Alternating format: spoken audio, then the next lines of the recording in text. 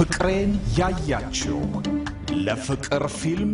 የጨዋታ አቀጣጣይ የሆነው የገበናው ተሸላሚ መሐመድ ሚፍታ ሩት አርአያ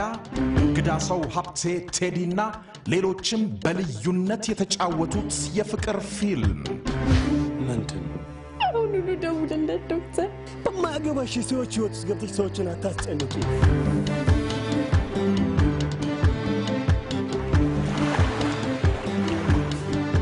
ድንገተኛ የሳቅ ቁልቁለት የሚያንደረድሩ ትዕይንቶች የተቀየጡበት እናንተ ውቀቷን አርግሽ ተባው አዘጋጆቹ ስለ ጥራቱ የተጨነቁለት የፍቅር ፊልም ፍቅሬን ያያችሁ በአዲሱ ዓመት በቅርብ ቀን